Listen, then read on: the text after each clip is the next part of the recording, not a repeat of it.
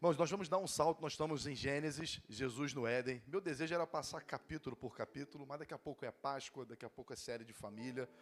A gente pode voltar mais para frente em Gênesis, então eu vou dar um salto de Abraão já para os filhos de Isaac, Jacó e Esaú. Isaac, a gente pode falar rapidamente de que Isaac, ele passa pelos mesmos testes que Abraão passa, né?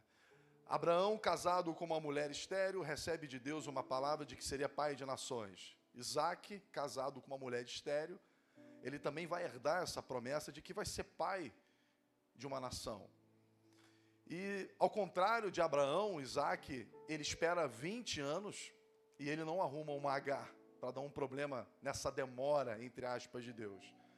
Me parece que Abraão faz o dever de casa direitinho com o filho. Olha só, seu pai esperou 25 anos para você nascer. No meio do caminho, seu pai duvidou. Teve uma filha com uma serva. Não foi certo o que o seu pai fez. Eu não sei o que Deus vai fazer na sua vida, mas eu te dou um conselho. Espera no Senhor. Espera no Senhor. Aquilo que Deus promete, Ele cumpre. Isaac espera 20 anos. A Bíblia diz que Isaac orou por Rebeca. Ele orou por 20 anos. Até que Rebeca se encontra grávida. E a Bíblia vai dizer que ela se encontra grávida de 2 crianças. E essas crianças já brigam desde o ventre. E aqui, irmão, para quem gosta de estudar a teologia, existem 2 escolas para isso. Existe uma escola onde Deus disse que o irmão mais novo, sim, soberanamente, vai ser aquele a qual a semente da mulher traria, aquele que esmagaria a cabeça da serpente. Deus escolhe a Jacó e aborrece Esaú, porque Deus escolheu soberanamente a Jacó. Outros vão dizer que Deus, na sua presciência, sabendo que Esaú iria desprezar a Deus, já avisa a Rebeca de que o mais novo seria maior do que o mais velho. Um dia nós vamos falar sobre eleição aqui, eu acho que é um assunto mais para frente. Mas acontece isso, 2 crianças brigando. E toda a temática dessa briga está em torno da bênção. As crianças, elas estão brigando para quem vai ser o primeiro. Quem vai sair primeiro, porque quem sai primeiro recebe a bênção da primogenitura. E antes de entrar na mensagem, eu quero dizer para você que a Bíblia, ela tem plataformas que a gente precisa entender. A Bíblia diz que tudo aquilo que a gente planta, a gente colhe. Isso é uma verdade, irmão. Quando nós plantamos sementes boas, nós colhemos os frutos bons dessa semente. Agora, o problema é a gente levar, isso a gente pode chamar de meritocracia. Quem se dedica a fazer o melhor, quem se dedica a fazer o máximo, quem se dedica a se esforçar, a trabalhar, vai colher os frutos disso. Você não pode ficar sentado em casa esperando que Deus faça tudo por você. Você precisa plantar, você precisa ir. Um planta, outro rega, Deus dá o crescimento. Amém? Mas quando o assunto é bênção, quando o assunto é o amor de Deus, não adianta você se esforçar ao máximo. Você precisa apenas responder aquilo que você recebeu gratuitamente do Senhor. A gente não se esforça para ser amado. A gente não se esforça para merecer a bênção do Senhor. A gente apenas responde o que nós recebemos gratuitamente em Cristo Jesus. E é muito importante você entender isso, para que você não viva um legalismo. O que eu tenho que fazer para ser abençoado? A gente olha para o lado e vê algumas pessoas, né, vivendo, prosperando, coisas acontecendo, e você começa a achar, eu acho que Deus esqueceu de mim, eu fui marginalizado. O que eu tenho que fazer para merecer algo bom da parte de Deus? E eu quero já começar essa mensagem dizendo, o amor de Deus, a bênção de Deus, ela nos foi dada de forma gratuita em Jesus Cristo. Recebemos de graça. E isso não quer dizer que você tem que viver de forma dissoluta ou de forma irresponsável, porque quando nós entendemos a graça de Deus, nós respondemos essa graça, vivendo uma nova vida, vivendo em obediência. Mas toda a temática da história de Jacó e Esaú está em torno da bênção. E nós vamos aprender aqui sobre 2 modelos a qual nós não podemos viver. Que é Esaú, que é um péssimo modelo. E eu vou mostrar para você que Jacó também, na primeira fase da sua vida, também é um péssimo modelo para nós falarmos sobre o assunto bênção. Acompanhe comigo Gênesis 25, do 27 ao 34. Os meninos cresceram.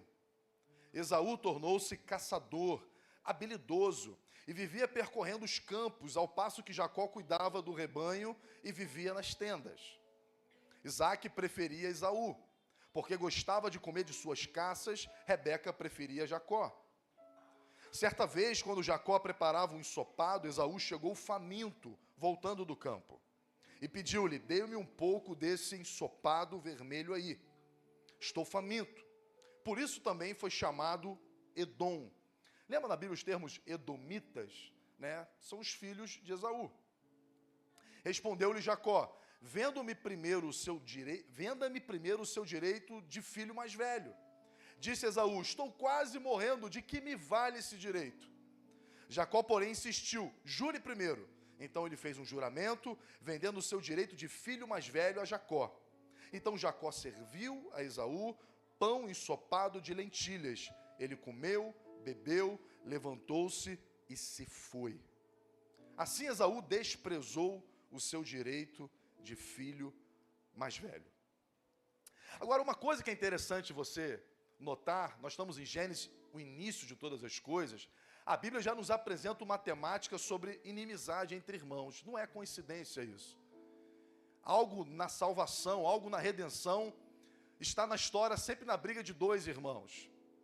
E se você olhar o padrão, o primogênito, ele sempre está sendo rejeitado ou está fazendo algo errado diante da palavra de Deus. Isso é um padrão bíblico. Você tem a história de Caim e Abel. Caim é o primogênito, é o mais velho. Ele mata o seu irmão por inveja e por ciúme. Você tem a inimizade entre Ismael e Isaque. Ismael, o mais velho, rejeitado por Deus. Isaque, o filho da promessa. Você tem Esaú e Jacó. Esaú, o mais velho, rejeitado por Deus. E lá no Novo Testamento você tem a parábola dos dois irmãos, onde o irmão mais velho fica do lado de fora da festa.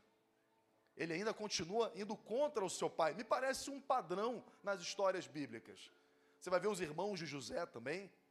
Os irmãos mais velhos, o primogênito, aquele que deveria cuidar, aquele que deveria zelar, aquele que deveria dar a sua própria vida pelos seus irmãos, porque é essa a responsabilidade do irmão mais velho. Eu tive agora viajando para a Jordânia e o guia falava português, mas ele era local. E ele fala: olha, o meu irmão mais velho mora nos Estados Unidos, mas meu pai já morreu. Se eu ligar para ele e falar: eu preciso da tua ajuda, ele pega um avião, não importa o preço, ele vem aqui e vem me socorrer.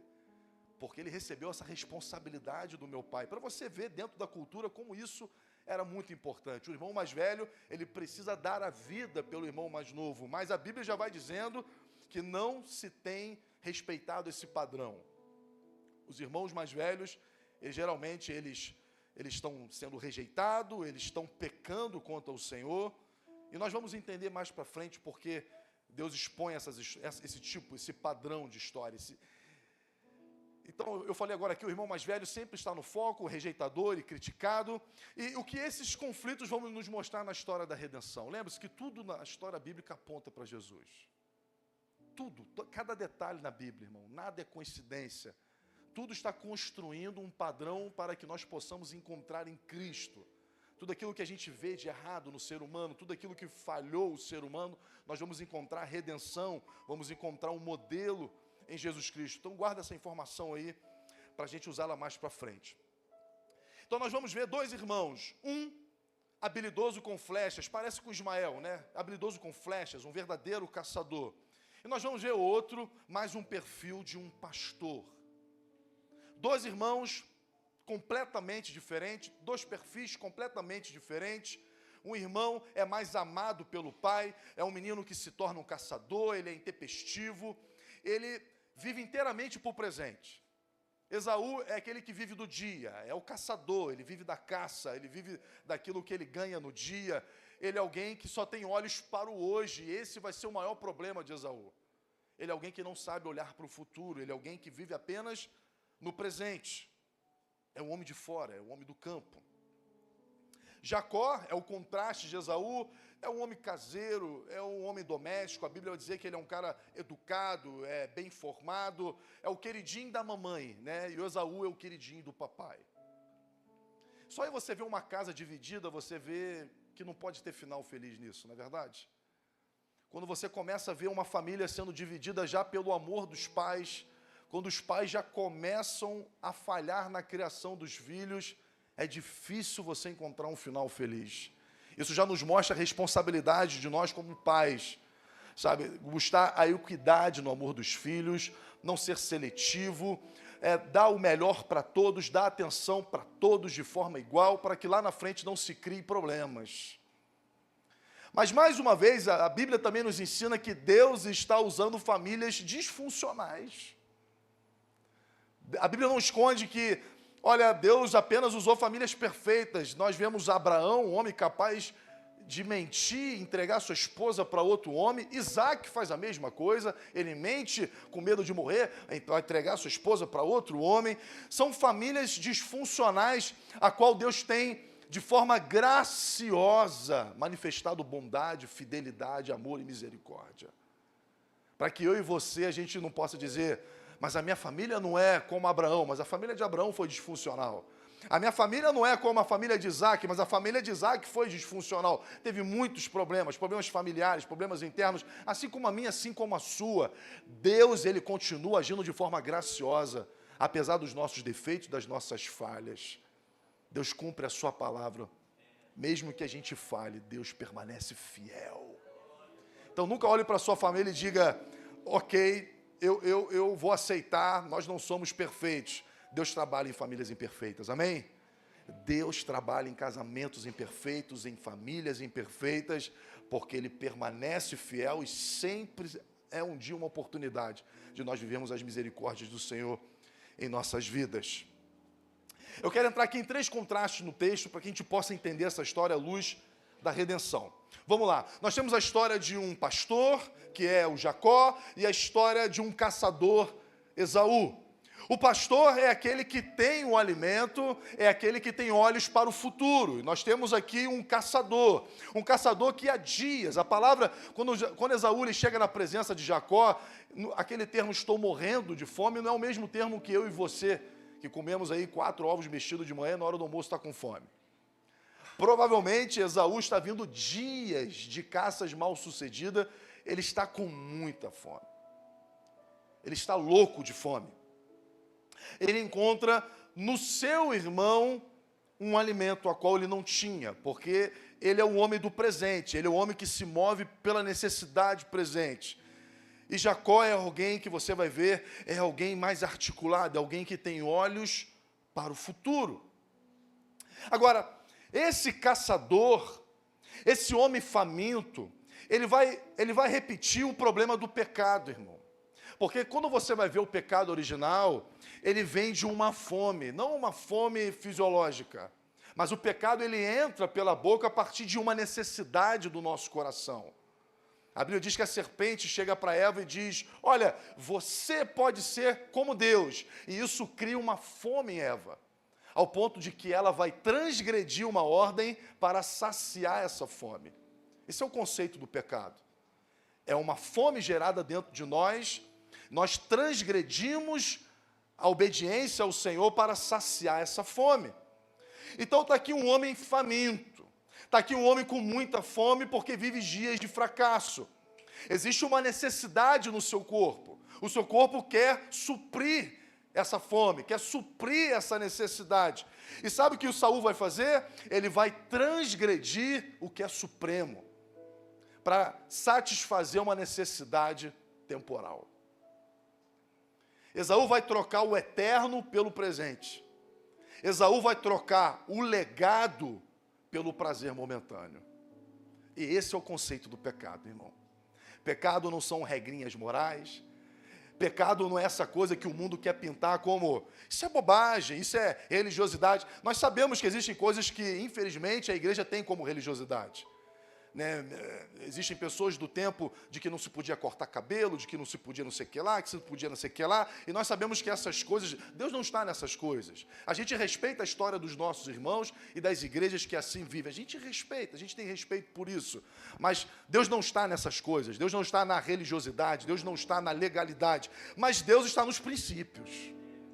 Deus está nos princípios, e princípios são eternos.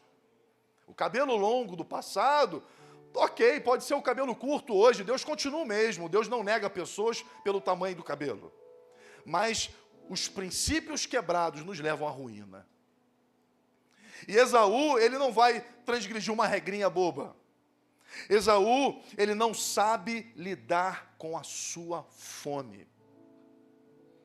Todos nós temos fome, irmão. Todos nós, no decorrer da nossa jornada com Deus, nós vamos sentir fome. E nós precisamos aprender a lidar com a fome, que é a nossa natureza carnal, irmão. Constantemente, ela está exigindo algo de nós.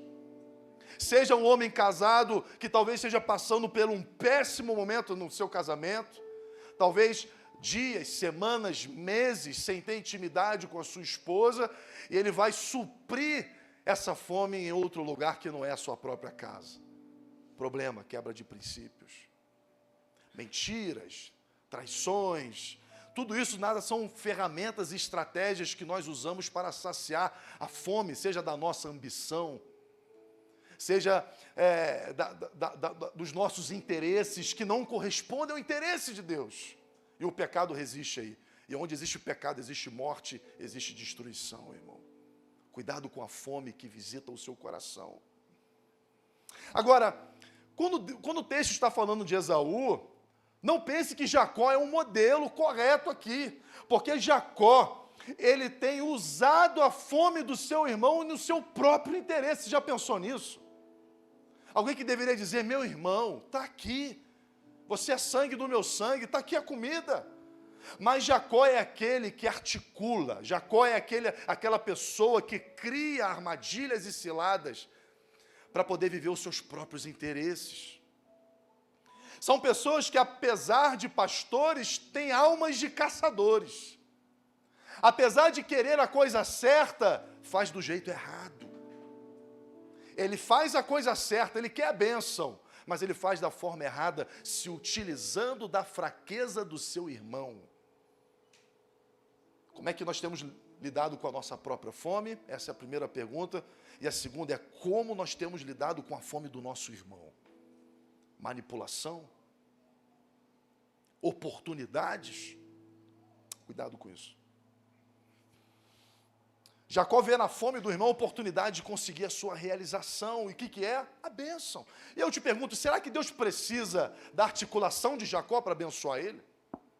Será que Deus precisa de que Jacó vá mentir para um pai cego para ele ser abençoado? Será que Deus precisa do nosso jeito para nos abençoar, irmão? Essa é a pergunta que fica aqui essa manhã.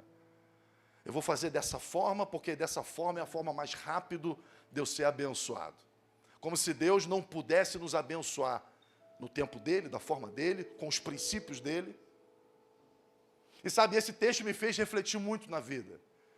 Porque se nós temos um Esaú que despreza, não quer nem saber da bênção do Senhor, a Bíblia diz que ele come, bebe e levanta sem o menor arrependimento, nós temos aqui um Jacó que quer a coisa certa, mas fazendo do jeito errado, enganando, mentindo, botando tudo a perder da mesma forma.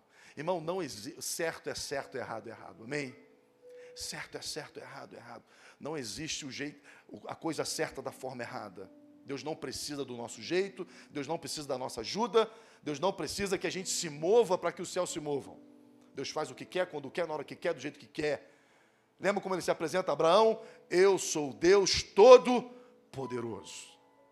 Eu faço quando eu quero, do jeito que eu quero, da forma que eu quero. Não tenta me ajudar, porque você vai me atrapalhar.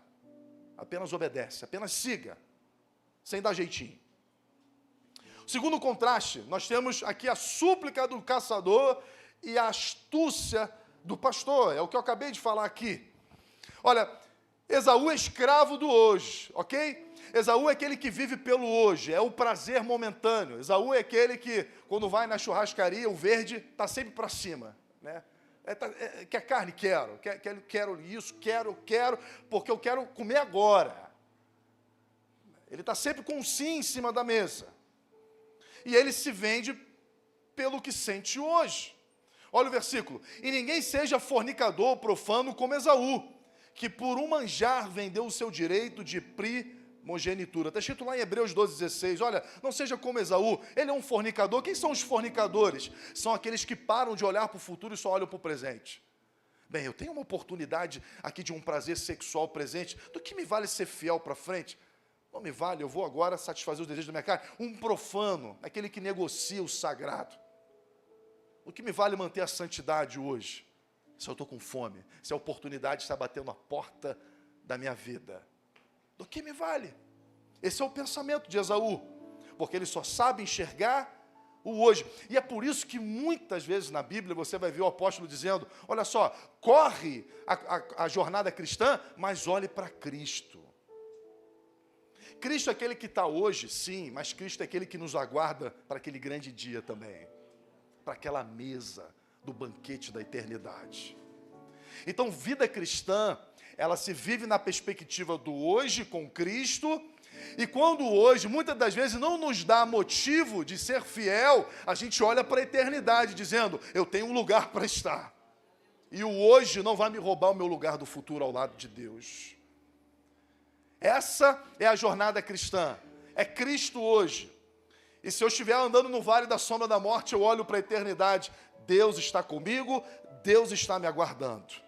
Mas Esaú é um fornicador, ele é aquele que se satisfaz agora, ele é um profano, ele troca o sagrado. Agora, você sabe por causa dessa briga da primogenitura, não sei se você já entendeu o texto, por que isso é importante para Jacó? Olha, todo primogênito ele recebia a porção dobrada da herança. Jacó ali é um homem interesseiro. Jacó ali sabe do que ele está lutando, sabe do que ele está negociando, a porção dobrada. E lembre-se que isso não se trata apenas da materialidade dos bens. Nós estamos falando de um legado patriarcal. Nós estamos falando do legado de Abraão, onde todas as famílias serão benditas na terra. Jacó está atrás disso. Jacó, ele quer a coisa certa. Jacó, de fato, ele está olhando para o futuro, enquanto o seu irmão está olhando para o presente. Jacó tem a visão certa. O problema de Jacó é se utilizar do jeito errado. Usar a forma errada para receber a coisa certa. Jacó tem os olhos para o futuro, como disse aqui, essa é a perspectiva do crente. Nós olhamos para o hoje, sabemos que o amanhã está nas mãos do nosso Pai. Disse Esaú, estou quase morrendo, de que me vale esse direito? Então Esaú acaba de sacrificar um legado, irmão. Ele acaba de rasgar um legado de Abraão sobre a sua vida, por uma necessidade presente. E eu fico olhando assim, eu não sou melhor do que ninguém, irmão. Ninguém aqui é melhor do que ninguém, mas quantas pessoas nós conhecemos que receberam de Deus uma grande promessa, uma grande palavra, e rasgaram esse legado por um prato de sopa. Sabe, quando a gente fala família, vai ser um tema que nós vamos trabalhar no mês de maio, que família é projeto de Deus, de que Deus tem bênção para a família. Nunca se esqueça disso. Deus não tem bênção para o seu CPF, Deus tem bênção para a família. Deus vai dar aquilo que abençoa a família. As portas serão abertas para a família. E muitas das vezes nós quebramos a nossa família por um prato de sopa, por um prazer momentâneo, porque estamos com fome. E assim nós vamos desperdiçando, irmão, a bênção de Deus sobre nossas vidas, olhando para a necessidade presente, desprezando o legado do futuro. Essa é a raiz do pecado, trocar valores supremos por bens instantâneos. Não guarde isso no seu coração. Nós temos exemplos suficientes na Bíblia, temos exemplos suficientes ao nosso redor, de pessoas que trocaram valores supremos por coisas passageiras, por coisas vis, por coisas instantâneas. E esse é o dilema. O que Esaú deveria fazer? Sacrificar, na verdade, a sua fome pelo bem supremo. Negar a si mesmo. Quando Jesus fala, aquele que quiser vir após mim, deve negar a si mesmo, o que Jesus está dizendo? Você precisa controlar a sua fome, se você quiser me seguir. Negar a si mesmo é controlar a sua própria fome. Negar a si mesmo é dizer não para a fome e dizer sim para o legado, para os valores supremos. Toda a escolha de Jesus diante de nós é essa. Aprenda a lidar com a sua fome. Lembra que ele fala para Caim? O pecado está batendo na sua porta, cabe você a dominá-lo. Caim vai bater uma fome em você, uma fome de justiça humana. Domine isso, porque se você não dominar isso, isso irá te destruir. E assim a Bíblia está nos ensinando de que eu e você somos responsáveis em controlar nossa própria fome. E que muita das misérias que nós colhemos ao longo da nossa vida, muito das bagunças que acontecem na nossa vida, é pela nossa incapacidade de controlar a nossa fome. Conversas, encontros, lugares onde não deveríamos estar, pessoas que nós não deveríamos estar falando, alianças que nós não deveríamos estar construindo, que construímos, nos encontramos pela nossa fome. E a Bíblia está dizendo, é melhor sacrificar. É melhor você sacrificar a sua fome, para que você não venha sacrificar um legado de Deus na sua vida. Olha o que Jesus vai dizer no Sermão do Monte. Não andeis ansiosos dizendo, o que havemos de comer? Ou o que havemos de beber? Ou o que havemos de vestir? Pois são os gentios, ou seja, aqueles que não temem ao Senhor, eles procuram todas essas coisas. Ou seja, Jesus está dizendo, aqueles que não andam com Deus, eles têm uma fome e procuram viver para satisfazer essa fome. Porque o vosso Pai Celestial sabe o que você precisa. Buscai primeiramente o seu reino e a sua justiça, e todas essas coisas vos serão acrescentadas. Jesus no Sermão do Monte está dizendo, controle a sua fome, porque o seu Pai sabe quando você tem que comer, a hora que você tem que comer. Seu Pai não vai deixar você desamparado. Controle os seus desejos, porque quem vive para satisfazer os desejos são pessoas que não conhecem a Deus. Agora viva primeiramente para agradar o reino de Deus. Viva para as coisas supremas. Vive para os valores supremos. Priorize o reino de Deus. E quando se fala de reino, se fala de rei, e o rei governa para as suas vontades. E quando nós satisfazemos a vontade do rei, o que Jesus está dizendo? Aquilo que você precisa, irmão, Deus faz chegar até você.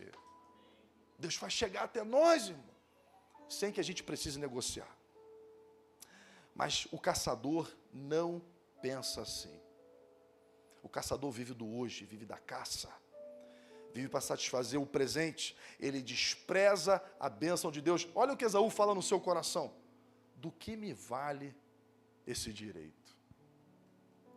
E toda vez, irmão, que a gente negocia, essa pergunta, essa de fato é a pergunta que nós fazemos quando nós damos legalidade ao pecado. Do que me vale andar com Deus? Do que me adianta andar com Deus se eu estou nessa situação?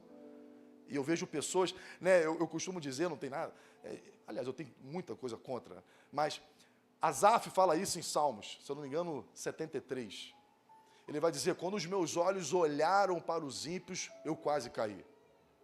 São pessoas que não temem a Deus, são pessoas que estão aí curtindo a vida, dormindo com quem quer, a hora que quer, fazendo o que quer, fazendo as coisas escondidas, ganhando, prosperando de forma ilícita, e eu que sirvo ao Senhor, estou passando um veneno.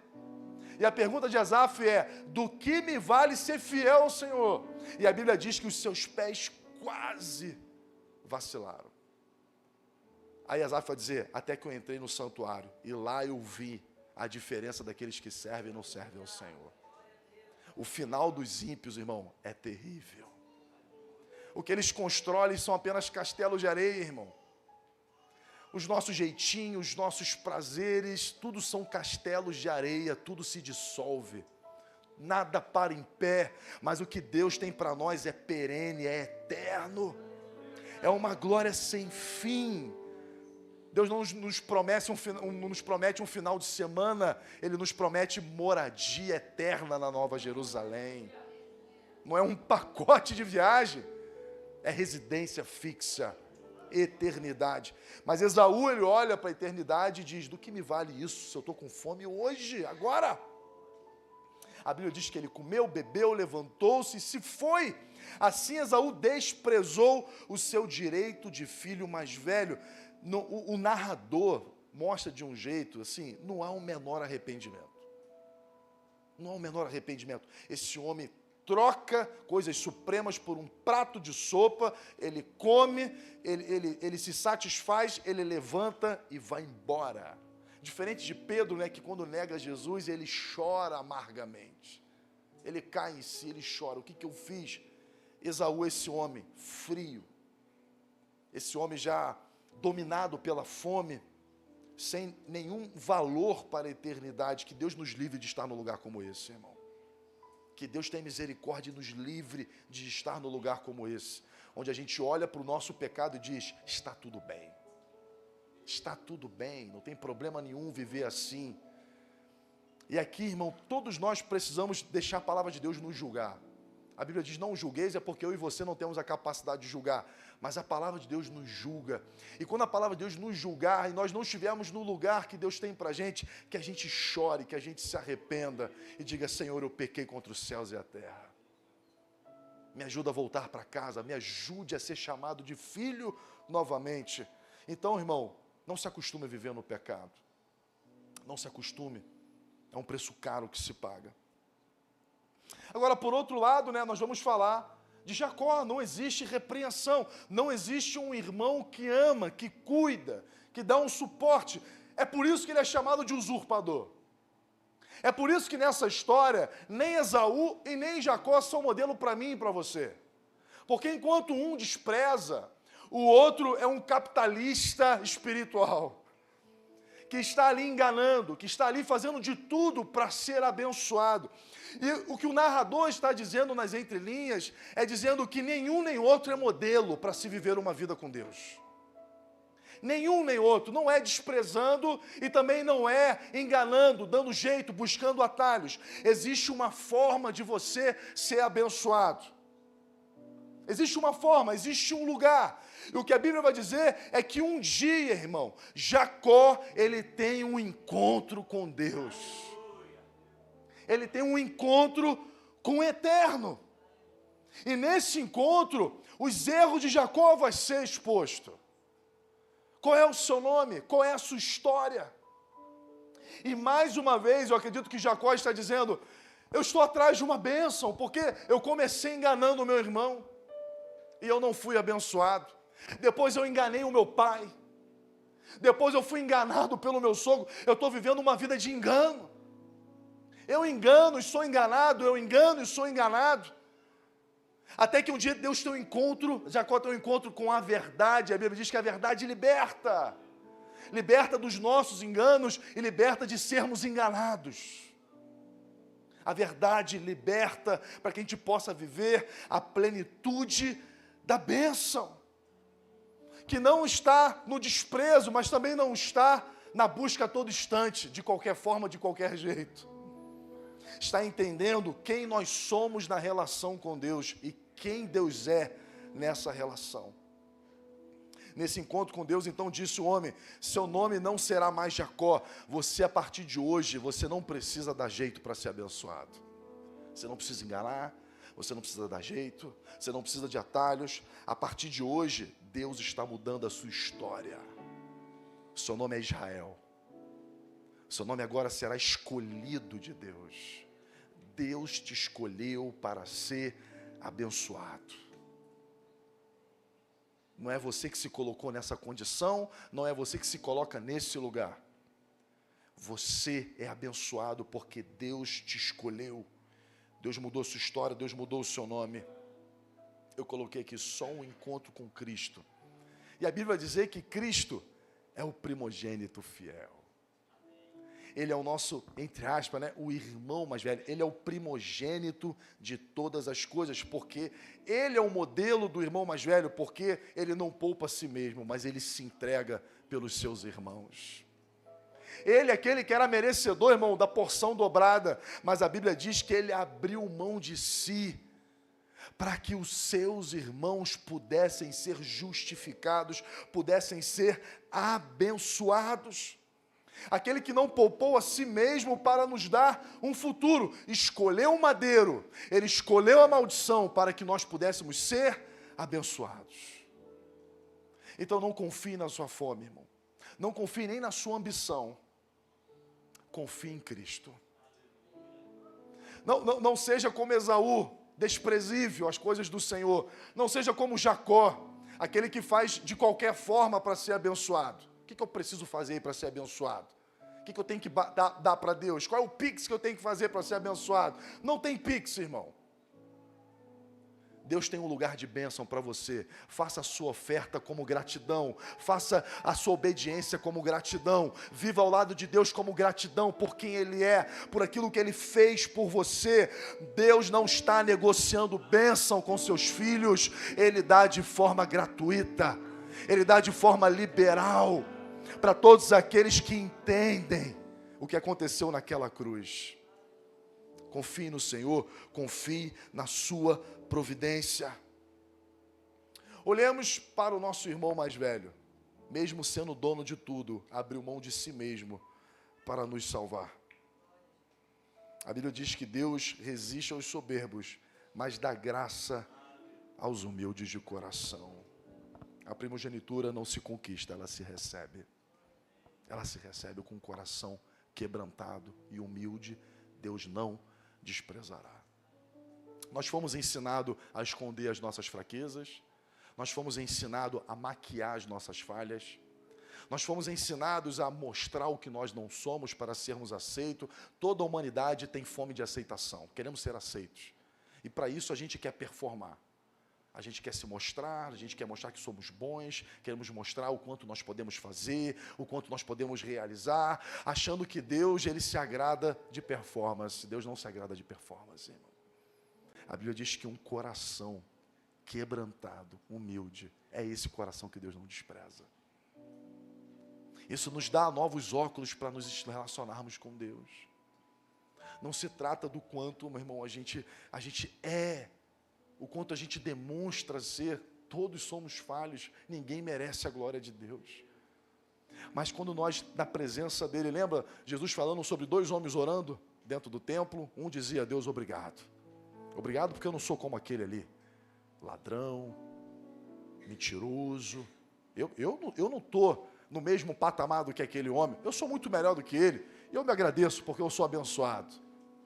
Enquanto o outro, a Bíblia diz que ele não tinha coragem de olhar para os céus e dizia: tem misericórdia de mim, tem misericórdia de mim. Jesus disse: esse homem sai daqui justificado, o outro não. Sabe, a gente precisa rever a nossa forma de relacionar com Deus.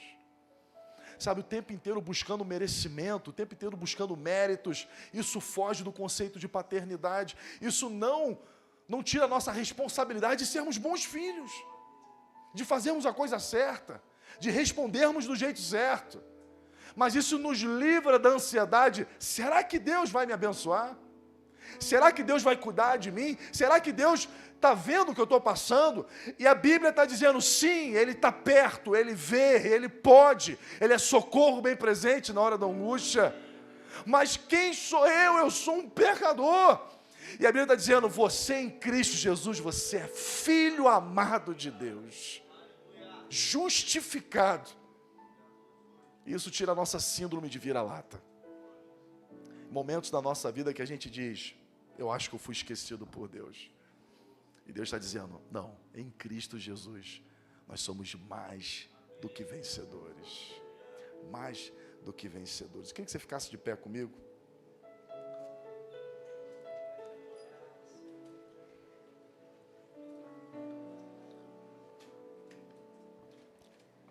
Jacó e Esaú, 2 lições. Não esqueça disso. A primeira lição: um homem que despreza o sagrado. Um homem que negocia o sagrado. Um homem que não sabe controlar a sua própria fome. Essas pessoas serão destruídas pela sua própria fome. É consequência. Não é aqui que eu estou declarando, não adianta repreender. O salário do pecado é a morte. Todos que flertam com o pecado, todos que trocam valores supremos por coisas temporais, vão experimentar a destruição. E meu conselho para você essa manhã, para mim e para você: não troque, controle sua fome. Controlemos as nossas fomes. A Bíblia diz: aquele que está de pé, cuide para que não caia. Controle sua fome. Controle a sua fome. Cuidado com o seu coração enganoso. Cuidado com as propostas. E nós temos um adversário, irmão. Nós temos um adversário astuto. Nós temos um adversário expert em fazer ciladas. Sabe aquele caçador que sabe os lugares onde a caça passa, coloca armadilhas, coloca iscas, coloca a coisa certa no lugar certo. enganando, trazendo presas para o matadouro. Esse é o nosso adversário. Mas a caça ela é atraída pelos olhos. É uma facilidade, é uma carne fácil. É uma coisa fácil que está perto de você. Desconfie de coisas fáceis. Desconfie de facilidades, irmão.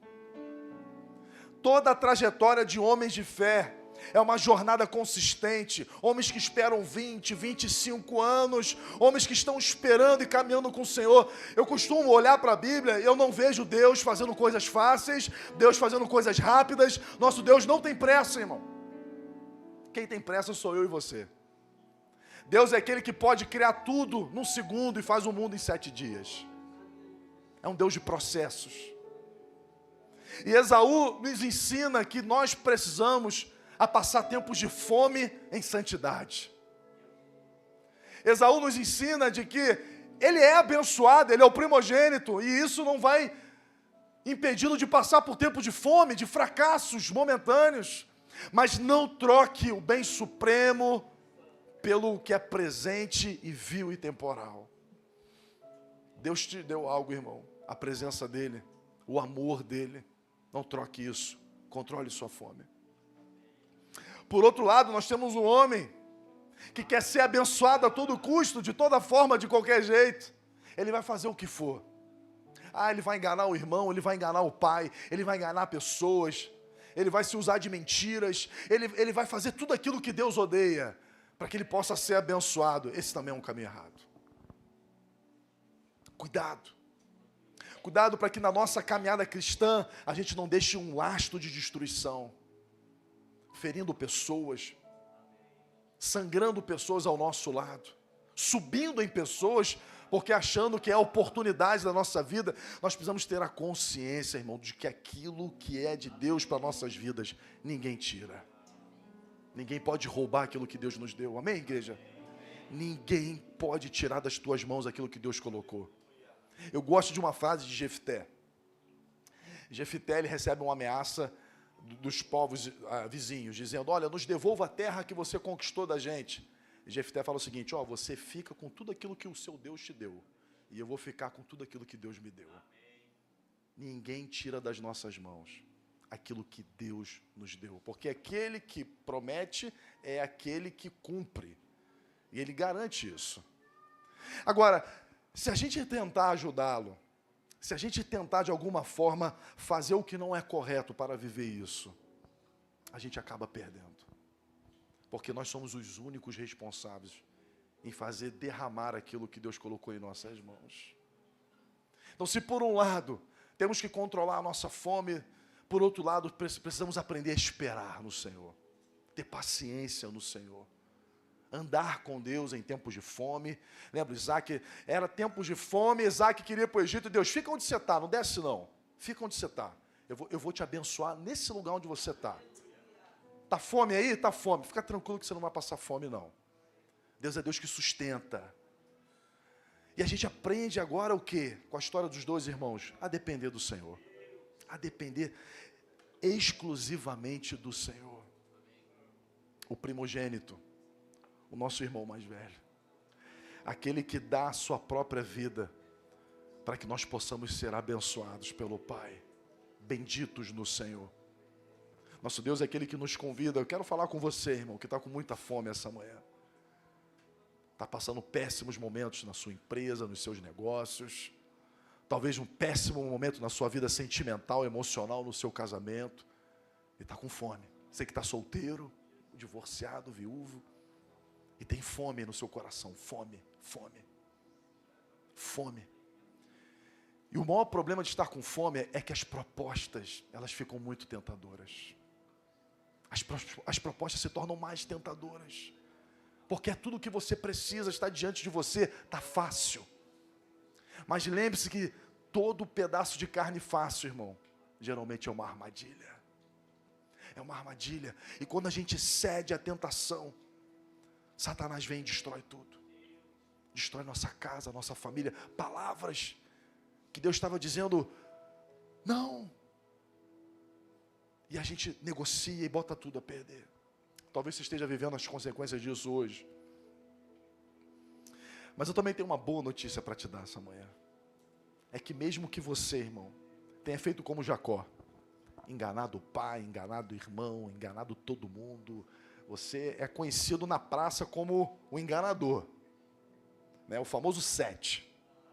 A história do 7, está lá o 7, está lá, ia lá, o cara lá vive de golpe. Mas se você um dia, irmão, dobrar o seu joelho, rasgar o seu coração e dizer: Senhor, eu tenho vivido uma vida de engano, eu tenho vivido uma vida de máscaras, eu tenho enganado a minha esposa, eu tenho enganado o meu marido até hoje, eu tenho feito coisas no meu trabalho que não é correto diante do Senhor, por medo de não pagar minhas contas, Senhor, eu tenho negociado.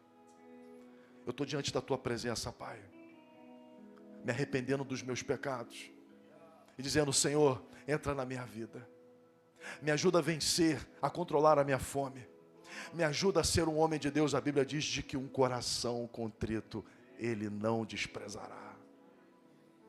Embora você tenha feito até hoje uma péssima história, tenha escrito a pior história que um ser humano possa escrever, um coração arrependido, irmão, Deus é capaz de mudar a história. Samuel vai dizer que Deus é capaz de pegar um homem sentado no meio do esterco e colocar ao lado de príncipes e reis. Ele é o Deus do impossível. A única coisa que Ele quer em nós, irmão, é um coração humilde, um coração ensinável, um coração que olha para os próprios erros e diz: Senhor, eu pequei, eu errei, eu preciso da sua ajuda. Me ajuda, Pai, a ser um homem de Deus, uma mulher de Deus. Coloque palavras certas na minha boca. Não permita que eu venha me precipitar em nada. E quando nós andamos ouvindo a voz do nosso Pai, irmão, nós vamos longe. Deus nos leva a lugares longes. Queria que você fechasse teus olhos comigo.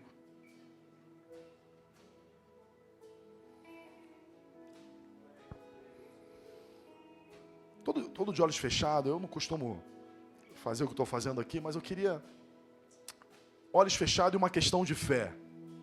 Como a Bíblia diz que é necessário o reconhecimento. Até eu estou de olho fechado. Você hoje que precisa falar: Senhor, eu preciso de uma oportunidade. Senhor, eu tenho estragado a minha vida, eu tenho feito péssimas escolhas, mas hoje eu quero me render ao Senhor. Eu quero, Pai, encontrar uma nova chance, uma nova oportunidade. Queria que você levantasse e abaixasse a sua mão, automaticamente. Apenas que você venha se expor. Sabe, é como aquela mulher do fluxo de sangue, ela se expôs. Fui eu, Senhor, eu estou sangrando há anos. Eu estou aqui há anos, não tem jeito para mim. Que você possa essa manhã levantar suas mãos e dizer: Senhor, eu preciso, Pai, eu quero me render aos Teus pés essa manhã. Eu quero construir uma nova história. Chega de construir uma história de engano até hoje. Chega de enganar pessoas, chega de enganar o meu irmão, chega de tentar enganar até mesmo o Senhor. Pai, perdoa, Senhor, porque muitas das vezes, Pai, nós tomamos decisões olhando para a nossa fome. Pai, perdoa-nos, Senhor, porque muitas das vezes tomamos decisões ouvindo apenas o nosso coração. Isso tem nos levado a um lugar de miséria, a um lugar de destruição, de isolamento. Essa manhã, Pai, nós nos rendemos a Ti. Nós prostramos os nossos joelhos, Pai, diante daquele que é o eterno, aquele que é o Deus Todo-Poderoso, Pai. E te pedimos, Senhor, nos perdoa, Pai. Nos perdoa porque negociamos, nos perdoa porque precipitamos, nos perdoa porque escolhemos o que é presente e desprezamos o que é eterno. Nos ajuda, Pai, a viver uma vida digna de ser chamado Seu Filho. Nos ajuda, Pai, a caminhar contigo, que a nossa vida seja um exemplo, uma referência para aqueles que estão com fome, Pai. Que a única fome que possa estar no nosso coração é a fome de justiça. A fome de justiça. A justiça do Eterno, a justiça do Senhor, que seja a nossa única fome, Pai, essa manhã. Aqueles, Pai, que estão passando momentos difíceis, aqueles que amargaram, Pai, a destruição familiar, aqueles, Pai, que estão passando por momentos, Pai, de escassez, Pai, que essa manhã eles possam encontrar o Deus de providência, que possam encontrar a Sua paternidade, o Seu amor, que possamos nos submeter a Ti, nos render a Ti e reconstruir uma nova história aos Teus pés, ouvindo quem Tu és, Senhor, que nós somos em Ti. Levanta o cansado, dá força ao caído, restaura, Pai, aqueles que precisam, que nós possamos aprender a reconstruir em cima dos escombros do passado.